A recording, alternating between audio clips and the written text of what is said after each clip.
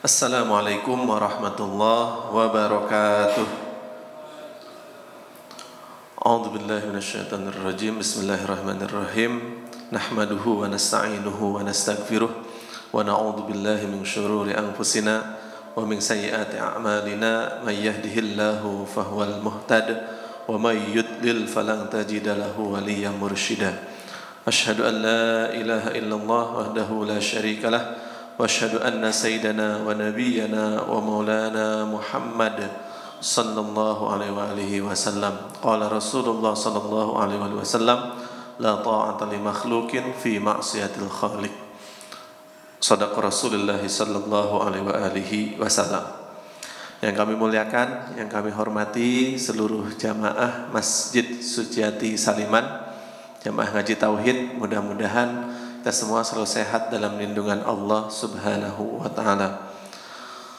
Pertama-tama dan yang paling utama, marilah kita panjatkan puji serta syukur kita kehadirat Allah Subhanahu wa ta'ala, karena atas curahan rahmatnya kita bisa melanjutkan ngaji tauhid kita. Mudah-mudahan semuanya tetap semangat, tetap istiqomah dalam ngaji ini. Salawat beserta salam semoga selalu tercurahkan kepada baginda agung Rasulur Rahmah, Nabi besar Muhammad sallallahu alaihi wasallam.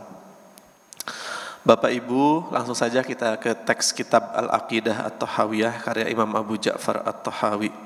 Ila hadratin Nabil Mustafa Sayyidina wa Nabiyyana wa Maulana Muhammadin sallallahu alaihi wasallam wa ala alihi wa ashabihi wa azwadihi wa dhurriyyatihi wa ahli baitil kiram wa khususan jami' masyayikhi wa masyayikhina wa sallam muallifi hadzal kitab Imam Abu Ja'far At-Tahawi, nafa'anallahu bihim wa bi'ulumihim fi darain. Al-Fatihah. A'udzu billahi minasyaitonir rajim. Bismillahirrahmanirrahim. Alhamdulillahirabbil alamin. Arrahmanir rahim. Maliki yaumiddin. Iyyaka na'budu wa iyyaka nasta'in. Ihdinas siratal mustaqim. Shiratal ladzina an'amta 'alaihim ghairil maghdubi 'alaihim waladdallin. Amin. Baik, mereview perjumpaan kemarin kita membahas tentang imamah, kepemimpinan dalam Islam. Bagaimana sikap seorang muslim, bagaimana sikap ahlus sunnah wal jamaah terhadap pemimpinnya, pemimpin negaranya, pemerintahnya. Ketika kita berhadapan dengan pemimpin yang ternyata tidak sesuai dengan hati kita, tidak cocok dengan keinginan kita, ternyata kita tidak boleh untuk makar atau melakukan pemberontakan. Kenapa? Karena dampak buruknya atau madaratnya akan jauh lebih besar daripada keburukan pemerintahan itu sendiri. Kita juga dilarang untuk mendoakan buruk kepada pemimpin kita. Kenapa? Ketika pemimpin yang buruk pasti akan berdampak ke yang dipimpinnya, berdampak ke negaranya atau daerahnya yang dipimpin. Dan juga batasannya sampai mana kita taat kepada pemimpin kita, imamah kita, selama dia tidak memerintahkan kepada kemaksiatan. Kalau ada pemerintah, pemimpin yang mengajak kepada kemaksiatan, maka tidak wajib kita patuh di dalamnya. Jadi kata Rasulullah SAW, la ta'ata li makhluqin fi maksiatil khaliq. Jadi tidak ada ketaatan, ketundukan secara mutlak kepada siapapun, kepada makhluk, fi maksiatil khaliq, dalam maksiat kepada Allah Subhanahu wa ta'ala. Enggak ada. Bahkan seorang istri terhadap suami juga seperti itu. Perempuan atau istri kepada suaminya, kalau diperintahkan untuk maksiat, maka jangan mau. Perempuan wajib misalnya menjaga aurat, terus diminta oleh suaminya untuk melepas aurat, membuka auratnya, melepas pakaian terhormatnya, maka tidak wajib taat. Yang wajib ditaati adalah perintah Allah Subhanahu wa ta'ala. Begitu juga dengan pemimpin. Kalau ada pemimpin yang mengajak kepada kemaksiatan secara terang-terangan. Sekarang hari apa misalnya? Hari Rabu malam semua yang namanya Muhammad harus minum khamr, minum minuman keras, miras namanya. Boleh nggak? Nggak boleh. Walaupun itu ada impres misalnya. Kenapa? Karena itu melanggar perintah Allah Subhanahu wa taala. Allah melarang kita untuk minum minuman keras.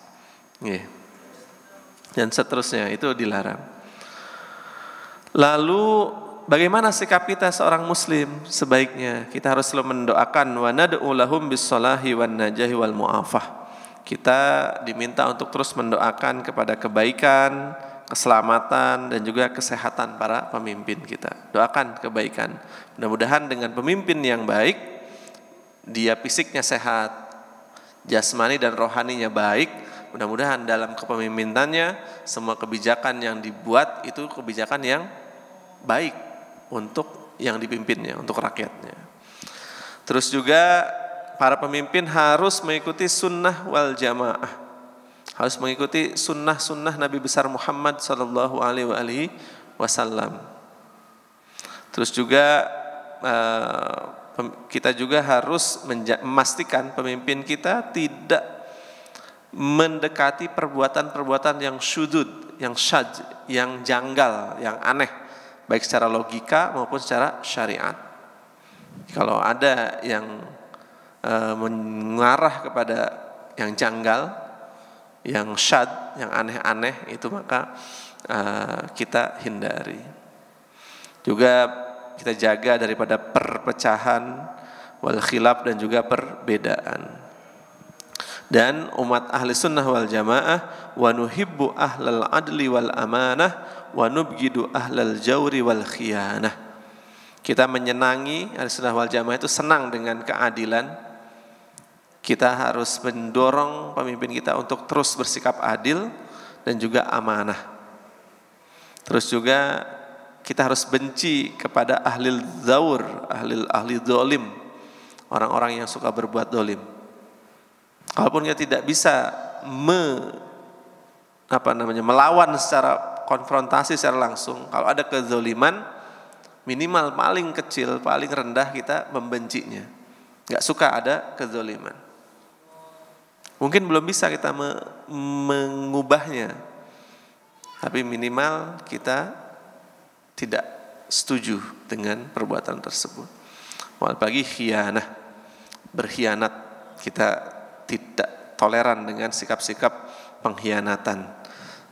Khianat terhadap jabatan, khianat terhadap tanggung jawab, khianat terhadap integritas, khianat kepada kejujuran. Kita tidak mentoleransi. Apalagi dalam hal kejujuran, jujur itu baik kata KPK. Dan kita harus sejalan dengan itu semua. Itu yang minggu lalu.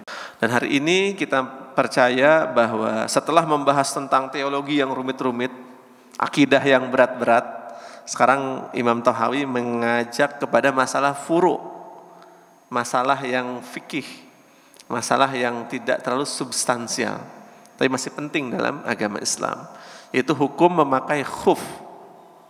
Apa itu khuf?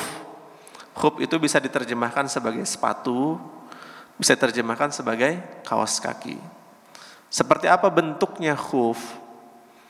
Jadi khuf itu tradisi orang-orang zaman dahulu kala, kalau di musim dingin, winter, itu suka menggunakan sepatu atau kaos kaki yang terbuat dari kulit kambing biasanya. Itu panjangnya terbuat dari kulit kambing, panjangnya sampai menutupi mata kaki, agak panjang dia, kayak boot itu. Nah itu terbuat dari kulit, biasanya kuat dan menghangatkan. Kenapa ini dipakai? Karena kalau di musim winter, kita jangan bayangkan musim dingin kayak di Indonesia, ya. Jogja ini musim dinginnya nggak ada apa-apanya. Jogja paling dingin berapa sih derajatnya? 20, 22, apalagi yang di bawah ya. Yang agak atas tuh daerah pakem itu mungkin agak dingin ya. Tapi mayoritas paling hanya ya 18 ya, itu udah dingin. Tapi kalau di negara yang iklimnya Mediterranean, yang memiliki 4 iklim, kalau winter itu bisa minus. Bisa sampai minus 5 derajat. Itu sangat dingin. Jadi winter itu indahnya kalau di film saja. Buat jalan-jalan winter itu indah. Tapi kalau buat tinggal di sana berat Bapak. Apalagi kita orang Indonesia yang biasa iklim tropis, yang hangat. Kalau winter itu udah dingin, mandi harus pakai air panas. Bayangkan 4 bulan mandi pakai air panas. Kira-kira kulit kering. Kulit kering biasanya melepuh, biasanya gatal. Terus ada yang berdarah kadang. Saking keringnya. Itu winter. Dan orang Indonesia nggak bisa kemana-mana, jadi itulah winter itu indah untuk difoto, di film dan diceritakan, tidak indah untuk dijalani. Mahasiswa itu kalau banyak ada masalah, problem dalam kuliah itu biasanya pas winter. Banyak nggak sedikit mahasiswa yang sampai burn out, sampai berat sekali gitu lah, gangguan psikis, itu biasanya pas winter. Karena tugas tetap menumpuk, apalagi orang asing, bahasanya bukan bahasa luar sana, bahasa Inggris misalnya, tugas tetap sama, terus nggak bisa kemana-mana, makanan terbatas, akhirnya jadi berat buat pikirannya. Nah, Islam ini memberikan solusi, memberikan jalan untuk memudahkan hambanya, umatnya. Syariah itu tujuannya apa sih? Syariah itu lima solihil ibad, untuk kemaslahatan hamba, bil ma'asyi wal ma'ad, di dunia dan juga di akhirat. Tujuannya syariah itu. Allah itu ingin memberikan jalan keselamatan bagi hambanya, maka diberikan jalan. Ada namanya khuf. Nah, Ahlus Sunnah wal Jamaah dan terutama madhab Syafi'i, madhab kita mayoritas Syafi'i, ya. Ada yang non Syafi'i di sini, atau Hanafi sama membolehkan menggunakan khuf. Wa naral masa 'alal khufaini fis safari wal hadar kama jaa fil asar. Jadi Ahlus Sunnah wal Jamaah meyakini boleh mengusap khuf. Jadi ketika kita berwudu, ketika di winter tadi kita berwudu pakai biasa wudunya, setelah berwudu, setelah mencuci kaki atau membasuh kaki, kakinya dikeringkan, lalu memakai sepatu tadi atau kaos kaki tadi dari bahan kulit kambing biasanya, ada sletingnya pinggirnya, terus tarik. Itu biasa jadikan kaos kaki, nanti pakai sepatu lagi. Nah, setelah kering kaki kita wudu, baru pakai kaos kaki tadi atau khuf. Nah, sesudah kita pakai khuf, itu nanti untuk wudu berikutnya, kalau kita batal, nanti nggak perlu membuka khuf tadi. Bisa hanya mengusap bagian atas khufnya saja. Ini kaki misalnya. Nanti yang diusap adalah atasnya saja. Berapa lama? Kalau untuk orang yang mukim itu artinya nggak sedang melakukan perjalanan, tidak sedang traveling, kondisinya lagi di rumah misalnya, itu 1 hari 1 malam 5 kali sholat. Jadi misalnya zuhur dia wudu normal, wudu biasa, terus habis wudu dia pakai khuf. Nah, nanti dihitung awal startnya, titik startnya itu pas pakai khuf, bukan pas wudu. Jadi kalau misalnya wudunya jam 11.30, pakai khufnya jam 12, maka dihitung start 1 hari 1 malamnya adalah jam 12 pas pakai khuf. Nanti ketika wudu nggak usah dicopot tuh khufnya, dipakai lagi saja, tetap dipakai. Nanti nggak usah dicuci khufnya karena kulit bahannya, jangan, cukup diusap. Mengusap itu gimana? Tangan kita dibasahi seperti mengusap kepala. Tangan kita dibasahi, ini khuf, ini kaki kita, ini khuf, terus diusap bagian atasnya. Kenapa atasnya tidak bawahnya? Sayyidina Umar bin Khattab radhiyallahu an pernah berstatement, kalau seandainya agama ini pakai ro'yu, pakai akal saja, tentu yang lebih berhak diusap bawahnya. Karena bawahnya yang menginjak banyak hal. Yang kemungkinan kena kotor atasnya apa bawahnya? Bawahnya. Tapi agama itu tidak hanya menggunakan ro'yu, tapi ta'abbud, mengikuti Rasulullah SAW dan juga yang diperintahkan oleh Allah Subhanahu wa taala. Rasulullah kalau mengusap khuf atasnya. Kalau sedang traveling bersama Rasulullah, para sahabat melihat Rasulullah kalau mengusap khuf itu hanya atasnya saja, tidak bawahnya. Ini menjadi dalil keharusan kita kalau kita memakai khuf cukup bagian atasnya.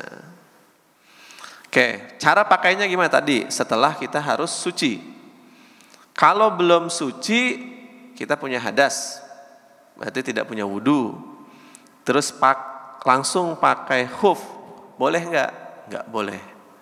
Tidak boleh.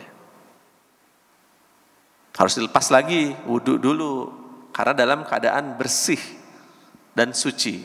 Nggak boleh tidak suci. Lalu syarat khufnya itu nggak boleh bolong.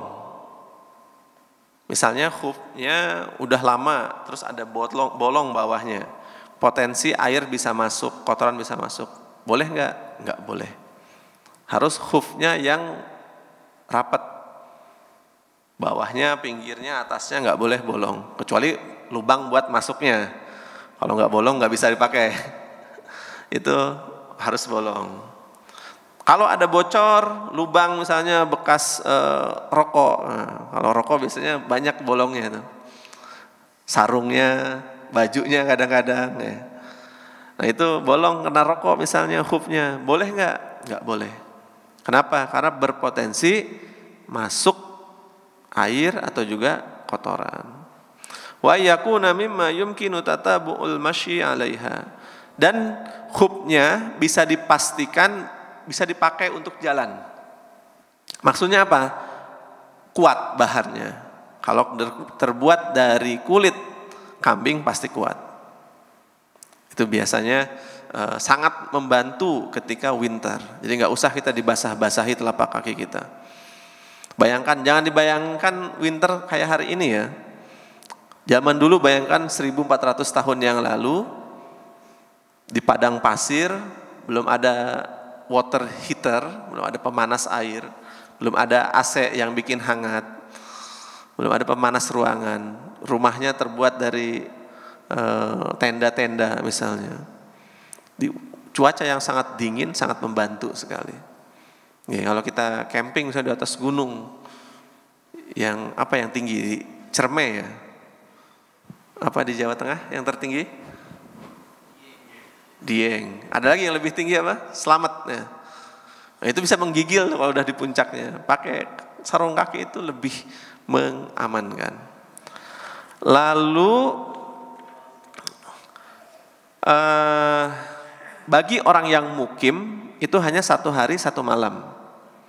Kalau sudah 1 hari 1 malam, maka harus di-refill, diulang lagi, dilepas lagi khufnya. Wudu normal seperti biasa, terus dilepas lagi khufnya, dicuci kakinya, dibasuh kakinya.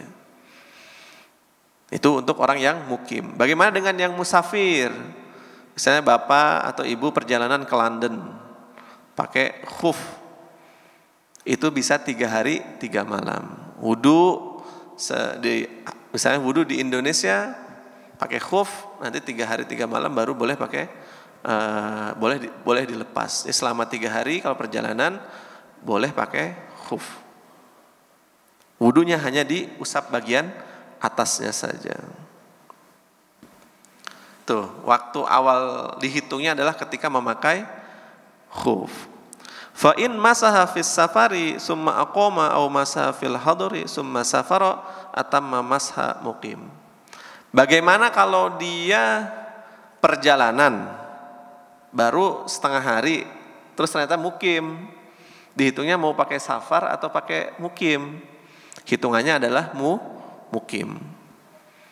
Misalnya kadang kan ada gitu ya, kita dalam perjalanan tapi ternyata hanya perjalanannya sebentar, lalu terus mukim, udah kembali ke tempat tinggal kita. Apakah disempurnakan 3 hari pakai khufnya atau hanya 1 hari? Maka dihitungnya adalah hanya satu hari. Hukumnya hukum orang mukim, tidak hukum orang traveling. Terus batalnya apa khuf itu?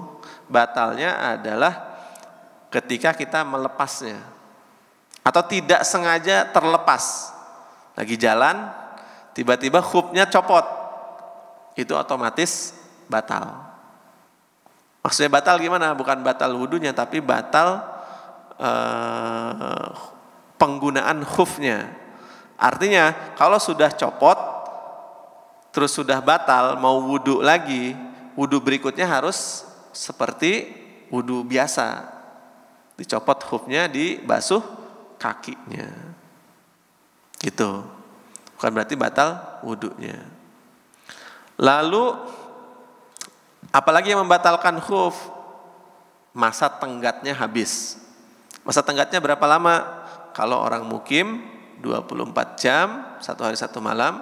Untuk orang yang traveling itu 3 kali 24 jam, 3 hari 3 malam. Terus apalagi yang membatalkan khuf? Wa ma yujibul guslah. Hal-hal yang mewajibkan mandi. Lagi traveling dengan istrinya misalnya, terus di musim winter dengan istri harus terjadilah hubungan suami istri, terus mewajibkan dia mandi. Batal nggak khufnya? Batal. Artinya kalau mandi harus dicopot khufnya. Nggak boleh mandinya pakai sepatu, nanti basah semua. Atau mimpi, misalnya mimpi basah. Apa sih yang mewajibkan mandi? Kalau laki-laki mimpi basah, mimpi keluar mani, maksudnya mimpi basah, dia harus mandi. Berarti memakai khufnya itu batal, harus dicopot, jangan dipakai aja, karena itu sudah membatalkan penggunaan khuf. Itu adalah pendapat para imam, khususnya Imam Syafi'i. Ini pendapat Imam Syafi'i bahwa kita boleh menggunakan khuf baik dalam keadaan mukim maupun dalam keadaan safar, perjalanan. Inilah keistimewaan hukum. Agama ini ingin memudahkan manusia. Allahu yuridu bikumul yusra. Allah suka memudahkan hambanya. Allah menghendaki yang mudah-mudah untuk kita. Dan Allah Subhanahu wa ta'ala tidak ingin mempersulit hambanya. Ini salah satu rukhsah, salah satu kemudahan yang diberikan Allah Subhanahu wa ta'ala bagi para hambanya yang tinggal di iklim Mediterranean. Mungkin bagi di Indonesia nggak terlalu populer. Kenapa nggak populer? Karena panas. Wong pakai